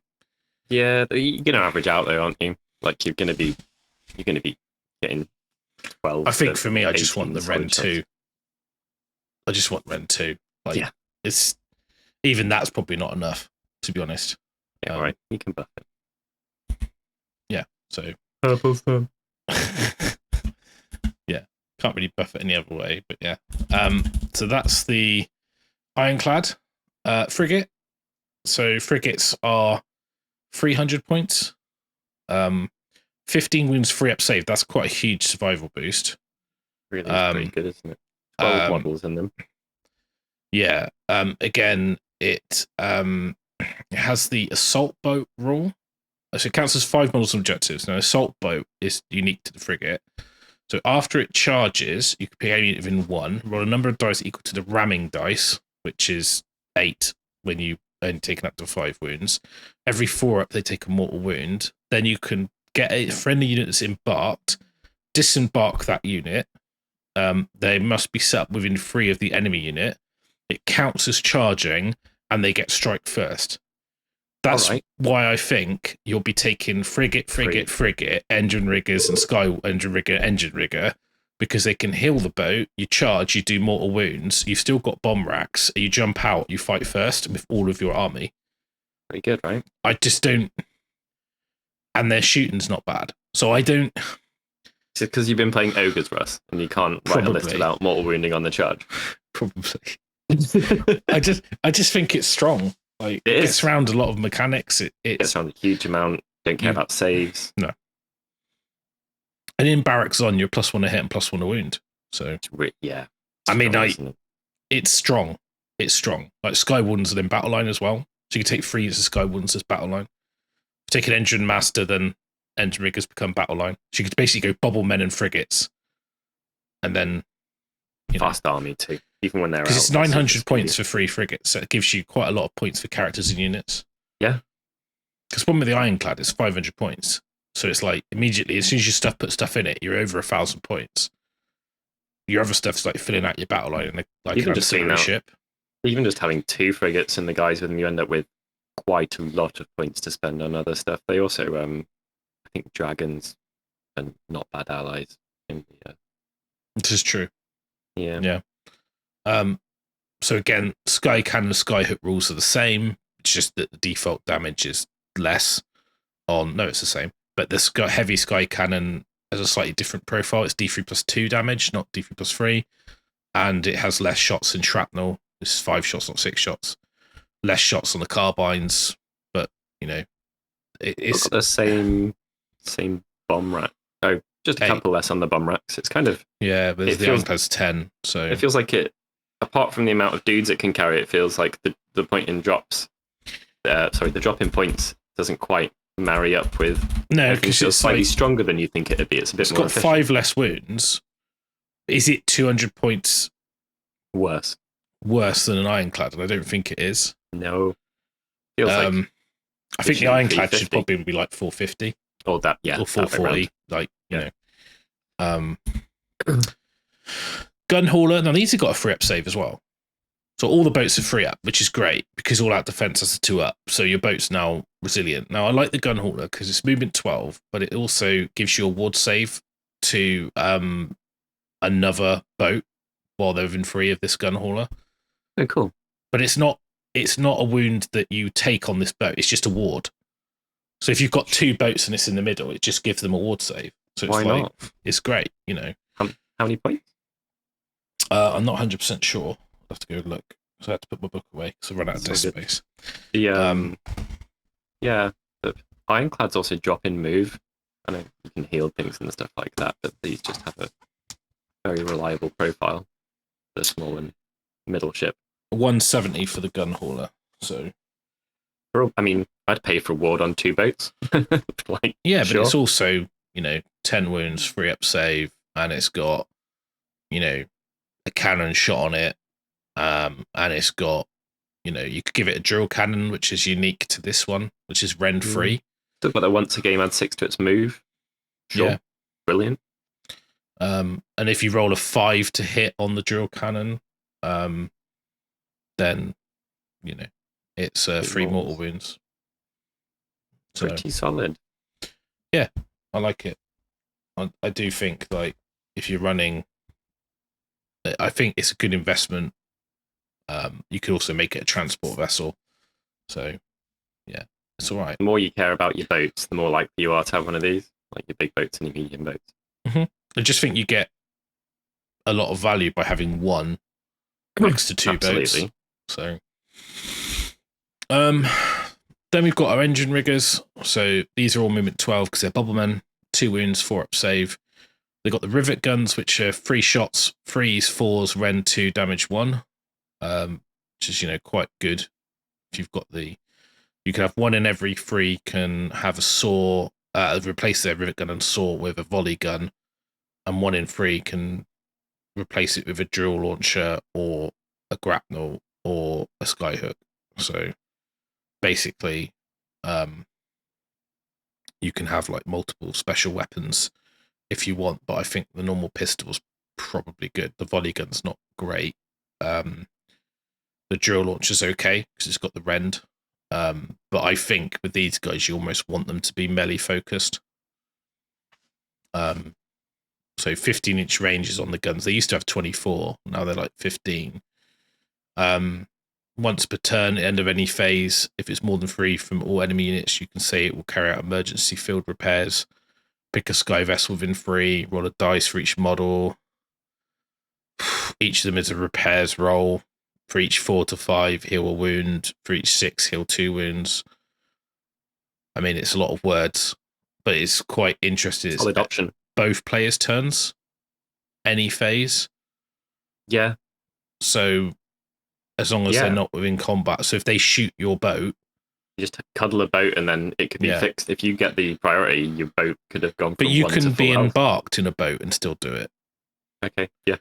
So like you could be in an ironclad, they shoot the ironclad, and then you go, oh, end of that phase. I'm now going to roll a dice. That's pretty good, isn't it? You know, like 9 of them, 9 dice. Every 4 plus is 1 wound. Every 6 is 2 wounds. I'm suddenly just healed like 5 or 6 wounds back on my ironclad. You know, like and the grapnel launcher is end of your movement phase. You can reel towards an object. Pick a point within 15 that's on a terrain, remove the unit, set up wholly again within 3 of that point, 9 away from enemy units. So you get to like pull yourself across. No dice roll, it's just automatic. Skyhook does extra damage. I like these guys, they're really good. Yeah. The combat points profile is great. 3. So you pay for elite things doing elite stuff, basically. Yeah, but they are solid. Also 21 pieces a model, just as a warning. Depending on what I've built 18, but when I built mine, it was good to have the special weapons. So I've got lots of guns and volley guns and grapnels, which I don't want anymore. any one pieces for Battleline. Well, Yeah. Then you've got the Sky ones, which come in 22 pieces, or maybe 23, because they've got the floating mines. So the last one's the most breakable. Woo! Again, they're same profile, but they've got slightly different pistol. They can have all the special weapons again, but their pikes, free attacks, freeze, rend 1, damage 2, which is actually really good. I think it used to be damage 1. I don't remember being damage really 2. Good. You don't get your repairs on these. 2-inch reach. Yeah, but they've got the timed charges rule, which is end of the combat phase. If it's within 3 of any enemy units, you can say it will use its timed charges to make it escape. On a 2+, pick 1 enemy unit within 3, takes D3 mortal wounds, and this unit retreats. Nice to have that as an option. Really strong. It's great because you could do it to run away, kill something, and then be further away, or like move over a screen of something, or like you could even use it aggressively to then like go and kill something, then retreat onto another objective. They've got a tiny footprint as well. It's only 3 little dudes, so that makes it all the more powerful. It's not like a dinner plate base. You're trying to fit somewhere like a Stonehorn. It's pretty. Because you could like charge and tag something that you're not going to get killed by. You kill the unit, the other unit's within 3 of you. Then you go, right, I'll do the mortals to you, and then I'm going to fly onto this objective, or I'm going to fly into your territory, or go do so. You could kind of use them aggressively, but also complete something. So, yeah, I quite like that, especially if you've got a chance to win the turn next, because then you could go and shot something else. So, you could do it at the opponent's go as well. Oh yeah, there's a lot of stuff that is not just. This book's got a lot of instances of that, hasn't it? Yeah, which I quite like. So, I really like the Sky Wardens. I think they've been buffed significantly, just because the stuff around them's changed. Yeah. And they've got like +1 to hit and wounds. So the Sky Pikes will be 2s and 2s, rend 1, damage 2, 3 attacks each with a 2-inch reach. Embarks on, jumping off your frigate that's just charged. I mean, it's pretty solid, right? It really is. Because you fly your frigate up, you shoot out of the frigate anyway, then you charge the frigate, you do your impact hits, they jump out, they go first. I mean, you imagine like 3 units of these in 3 frigates. Are you ever going to see these guys in more than a unit of 3? Yeah. You think? Yeah. I think you take a 9. Okay. Because there can be Battleline, so you read double reinforce. You can only do that. Is it 4 or is it 6? Is it? I can't. I never. You can do it's 4. So you could have 2 units. 2 to 9. Yeah. Being 9s, which is scary. In 2 frigates. In barracks on. I guess because they're elite, yeah, they're pretty efficient because you get more damage and output out 2-inch of reach as well. Less models, so you can fit them in smaller boats. Or they're 130. So what would 9 be? That would be 690. No, it'd be 390. Yeah. So plus the frigates, that's 690. So yeah, 690 twice. So that's what 12, 1380. And you could still have an ironclad. Then that's a cool looking. Then an admiral. But you wouldn't have enough battle line, would you? No, you'd be 1 down. Oh, you'd one of them could be a 6. One of them, and then put in a unit of something. You probably wouldn't take the ironclad. You could take another frigate, take an admiral, and then take something. Take a gun hauler, probably, if you're doing that, wouldn't you? Yeah, maybe. Or I mean, a lot of the KO armies look cute. I like the fact that the pitch battle profiles bit at the end of the points is only like 13 or 14 lines long. I think refreshing. I generally like the normal AOS books, which they were not a thing in Old World. Like your Bone Reapers, your Deepkin, your KO, other examples, throw them out, but apart whatever. From Stormcast. Apart from Stormcast. You basically end up with like a very nice group of models that do different things. And if they write the book well, which takes a couple goes, you get like lots of variation in builds. using things like Skyports or command traits or Battleline if to manipulate where you go. Deakin's a great example of that. I think KO book's close to that. Because I think there's no brainer. I know that some people are like, oh, clown car, but I don't think that's a thing. I think like you don't have your whole army in one boat because you just can't. It's just that people are often tempted towards the most obvious thing that does damage or looks like it does damage, right? Yeah. So that is 90 witch elves. It is 2 ironclads full of badass dudes and loads of fun, powering them up and writing your list and stuff like that. Yeah, true. The strength of this will be the flexible lists, I think. Yeah, I mean, double ironclad's definitely a thing. I would say that your frigate Skywarden army could be a thing. Definitely. Anyway. Yeah, quite like these. We covered Thunderers, didn't we? Yeah, then we got the grundstok Thunderers. I'm sorry throughout this, I would have been saying lots of things incorrectly. You have to put up with it. They got a 3-up save. Can't even spell article in this book. I don't think we can be. Well, I think they're probably doing that for copyright reasons. No, I know. I don't know why they're calling it. They're trying to be cute. Or should I say, shoot? It's like in IT Club where they're drinking that cuke, isn't it? And it's like Coke. Oh no, I just said the word. We're not endorsed by Coca-Cola Company. So Thunder is 120 points in the old book, and I think they have a 4-up save. I'm sure they had a 4-up save. Am I just imagining that they've got an extra save? Yeah, they had a 4-up, so they've got a 3-up save now. 135 points now. Battleline and Embarking. Yeah, or if you've got the trait. 3-up save, that's tanky, right? I mean, if you got Battleline with a 3-up save, especially, I think you're quite happy about it. So they all come with rifles, which are just 2 dice, 3s, 4s, 1 red, 1 damage. You can change them out for all these special weapons. You can have a sergeant. He gets extra 2 shots on his rifle. On a bearer for extra bravery. So the fumigator hits automatically, D6 shots, wounds on a 3, no rend. At the end of the combat phase, you can pick any unit within 3 inches if you've got a model with this. On a 2+, they take D3 mortals. So I don't see the fumigator being taken. But explosive shells, if an attack captures the mortar is equal to the number of models in the target unit to a maximum of 5. So that's an 18-inch range, freeze, no rend, 1 damage. Again, I don't see the point when you've got 2 shots, 3s, 4s, rend 1. Maybe.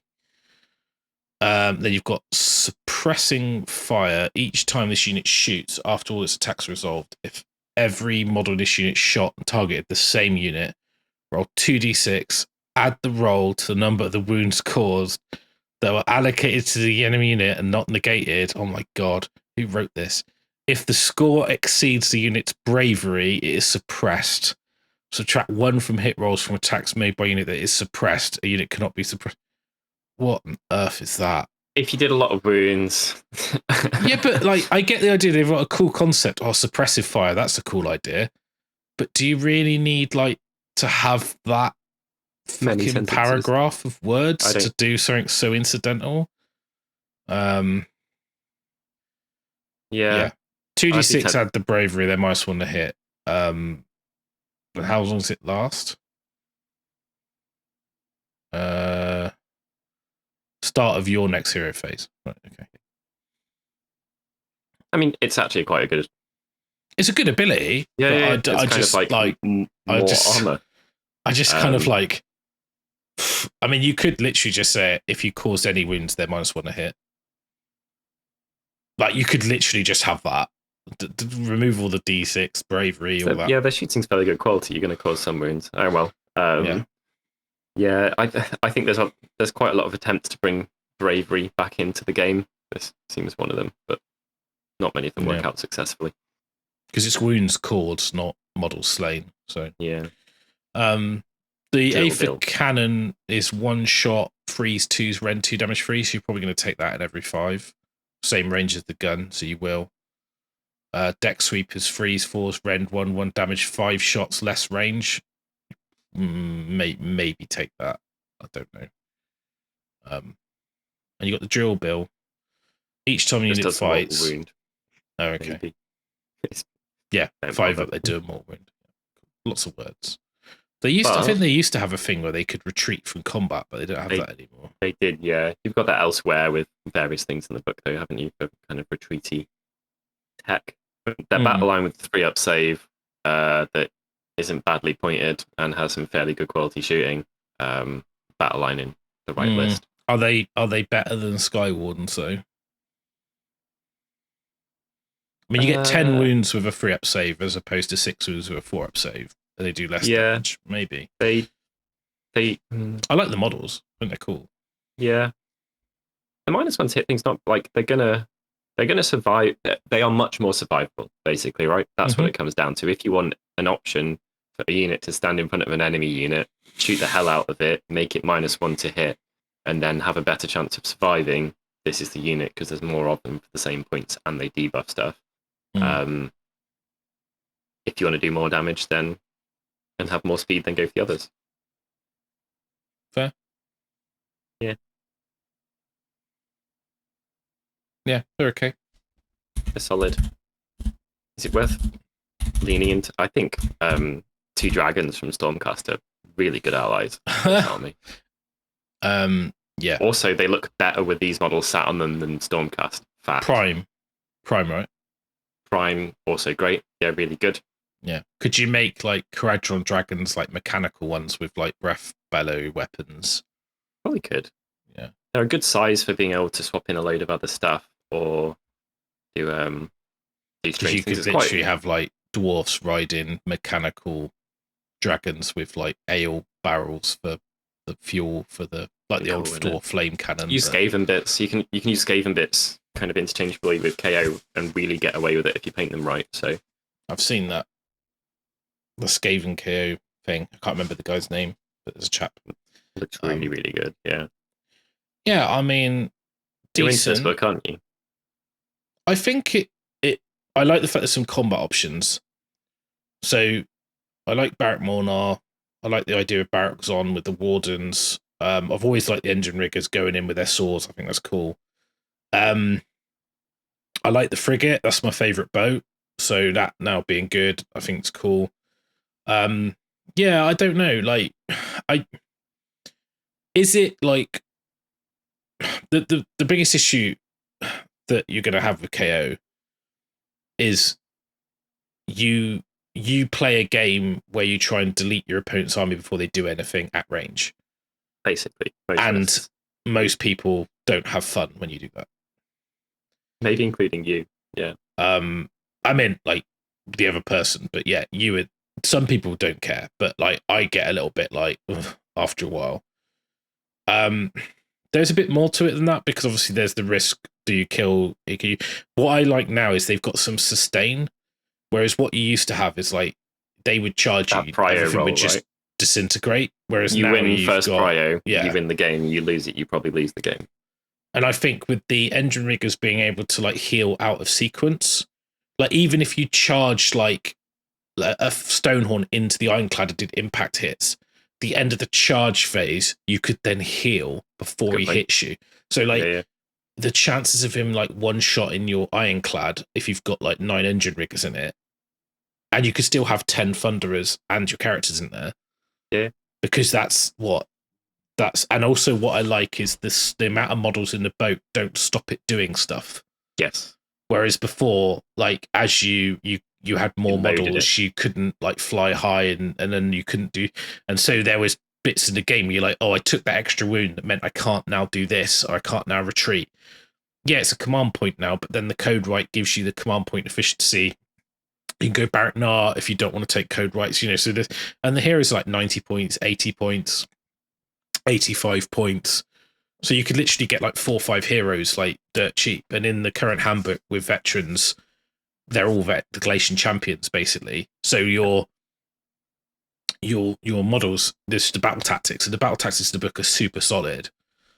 Super solid. I think there's a lot of play in the book. The war scrolls that I don't think you'll see. I don't think you'll see the engine master with dirigible suit very often. I still don't think you're going to see Brock Grunson, Lord Magnate of Baraknar. Nope. The Underworld's Warband can get in the bin. Ricky Flint. Yeah, unfortunately, I don't think this is like an 8 or 9 scroll army. I'm kind of down with that. That's why I've been playing Iron Jaws. It's like you've got big, medium, and small boat. You've got numerous shit infantry. Yeah. You've got combat fast ones. And you've got medium, survivable, shooty ones. And then you've got a magic-y guy, a Healy guy, a command point guy, and your admiral. Yeah. And it's like literally that's everything. But then because it's kind of neat, isn't it? Yeah, and because you've got Duradin unit allies, Fire Slayer allies, and Stormcast allies, you can do a lot with the book. And like you say, 2 Dragons is a great. I mean, the Prime is a great addition. Yeah. You know, the message, the spell in a bottle as well. There's some real jank you can do with that. The artifacts are great, but then you want to be 1-drop. So I think it feels to me like a Deepkin book where there's some power there, but you can't quite unlock the really strong list. The full potential, because it's just a better, boring idea to be 1-drop. The difference is, though, you have access to mortal wounds, whereas Deepkin don't really. No. I know there are some ways, a lot of access, but you've got a lot of it. In different phases as well. Yeah. So actually, I think even the thing of taking the priest and getting mortals on the shooting with like rolling a ton of dice, like it is great if you've got Aether cannons, the 2d6 shots, because you just want to roll lots of dice. So I think, I like it. I think there's a lot of stuff you can do. And I still don't think there's nothing in those units. Like I said, you probably won't see these very much. You still might see them. Yeah, they're not awful. I'm not Jackie Flint. He's not. I like Jackie Flint. Stop it. I think the points on him are out of kilter, to be honest. They're like 30 points out of kilter.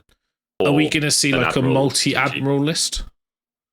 I mean, do you CPs? Think, is it going to be a bit like the Tyrant spam? Are we going to see that? Probably not. But no, I do like it. I think. I don't know. Strength-wise, I think it's stronger than it was. I know you've lost the Aether Gold and some of the real, but I think you're less beholden to that. Do I double them and do I delete them in a turn? Whereas I think that was all the old book was. You know what I mean? You know what I'm saying? Yeah. I think you double up on a couple of the heroes. Anything that gives you CPs, right? Does the code right work? Double code right. That's too much. Yeah. That's twice as likely to let you fiddle your amendment and footnote, which is strong, obviously, especially if you've used a once a game thing and you're not getting benefits anymore. And 4 dice, you could get like 2 to 4. You got a slan then. You can't ally a slan in, unfortunately. No. Oh, if you could. Everyone would ally a slan. Like unbind from anyone on the table, get command points on a 4. Let's put all the good bits on the scroll. There's no downsides to that, right? But what the important thing about the slan, which I lost my shit out of the event. So you know, like the Elsiart Bone Reaper Soul Mason in the chair, he's mounted because the chair has an attack. Yeah. So he's not a Galatian champion. The slan, who's literally sat on a floating chair, isn't mounted. He's a Galatian champion. Yeah. Has he got few enough runes? Yeah. Sure.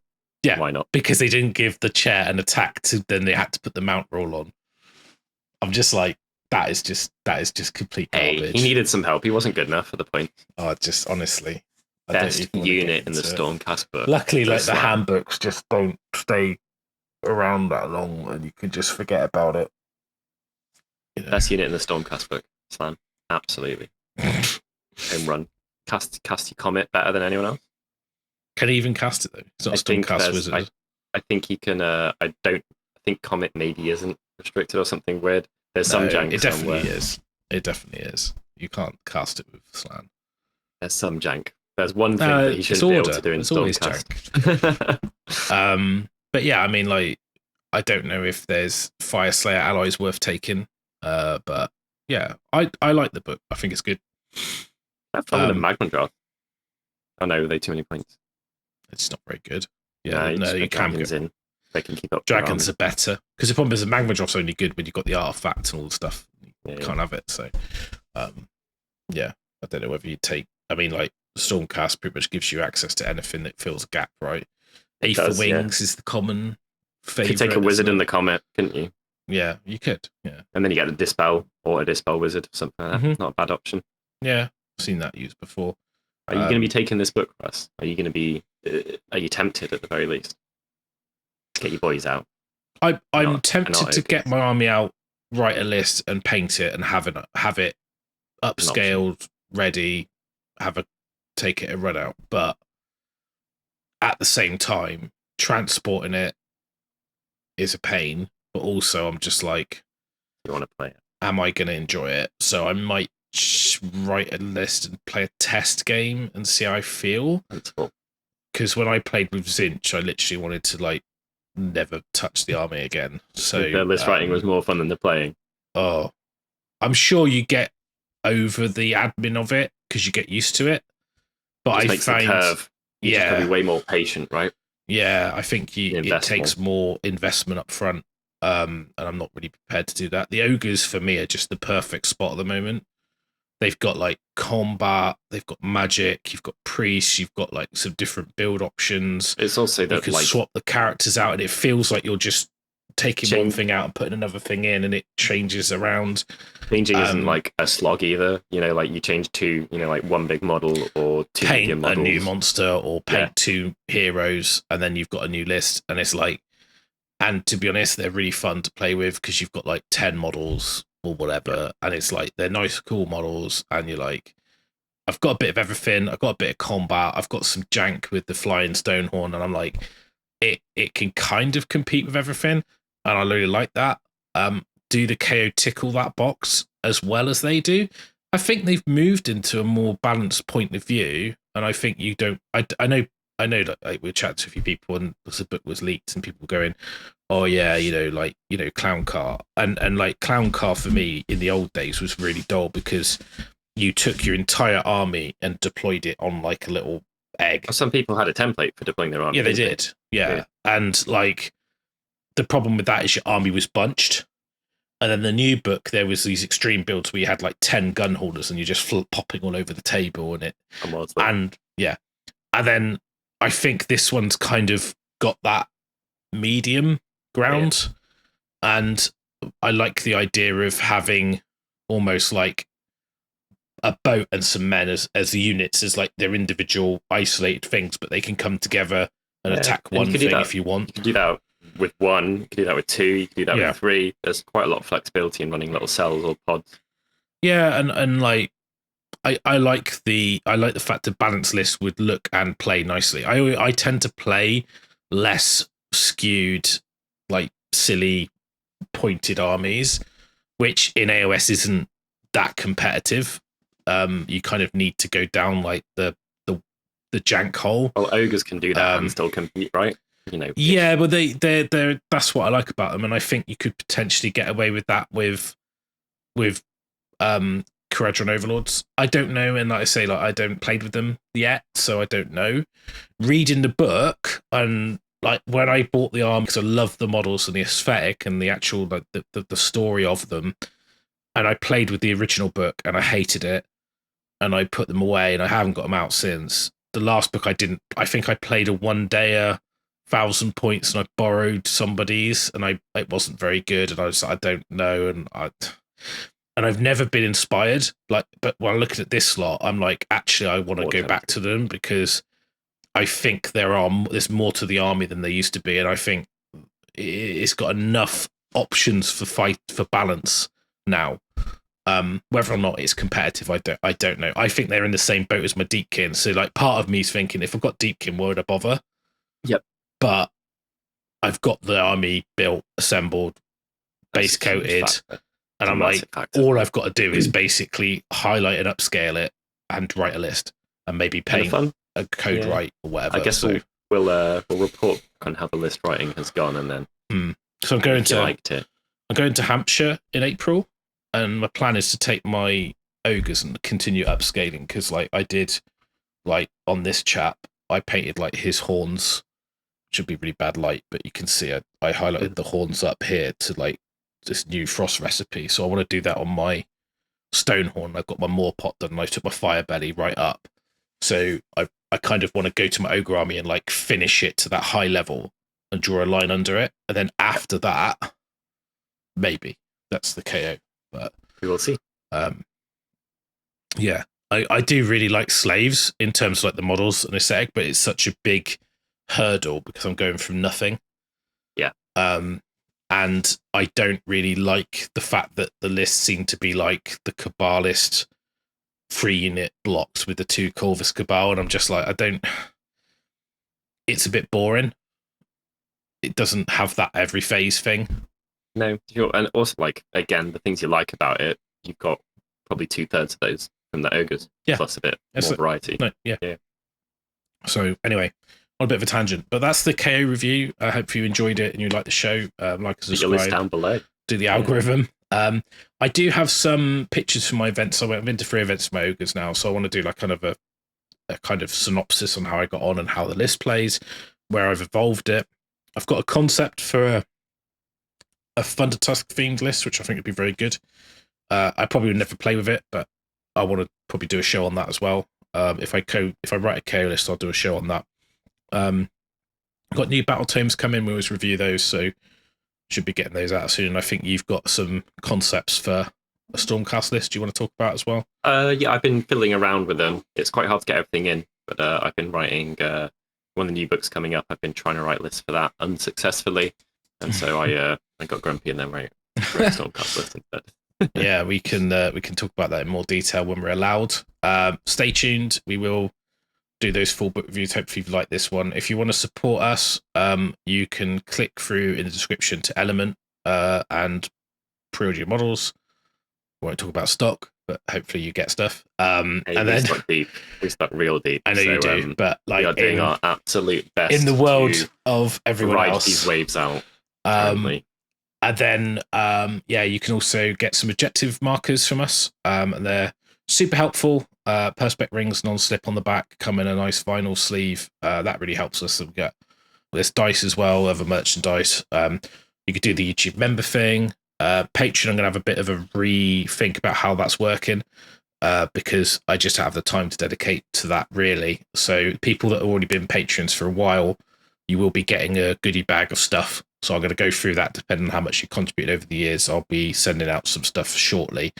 And then I'm going to revamp it. And what I'm probably going to do is turn it into kind of like a raffle, because I get sent samples and things, is just start raffling those off. So it doesn't take a lot of time investment for me, but you guys get something back if you support that tier. A chance. That's kind of fun as well, isn't it? Yeah, and I can do that every couple of months, and I've got loads of stuff. Tier level number of tickets. Yeah, exactly.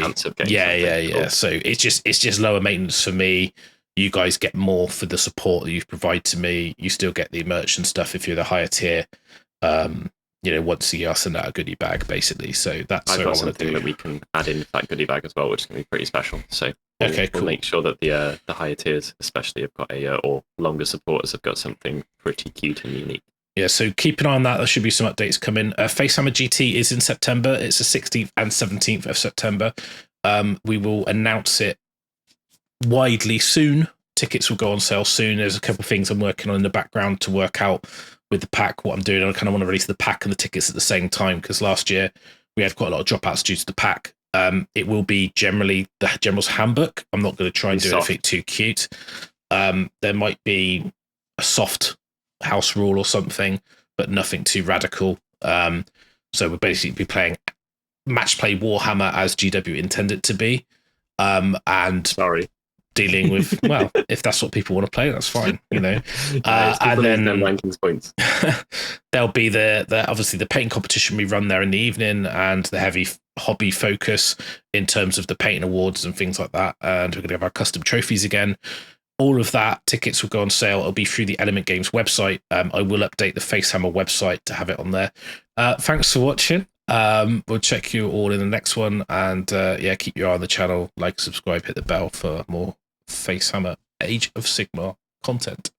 Cool. Have a good day, In a bit, guys. guys. Bye. See ya. Thanks for watching our Kharadron Overlord show. If you're interested in more Kharadron Overlord content, then head over to AFACast over on YouTube and click a little subscribe for him. You know, every little helps. If you're into your Kharadron Overlords, then it's definitely the right channel. They've got a show going up at 9 o'clock tonight, so head over there and listen to their thoughts and overview of the new battle tome. I'm sure it'll be very interesting. I'm out in London today, so I won't be around. But yeah, give it a watch, give them a like, give them a sub, say hello, say you come from us, and yeah, head it out. It's AFACast over on YouTube. There'll be a link in the comment below if you want to click on that. So thanks for watching, and we'll catch you all in the next one. Cheers, guys.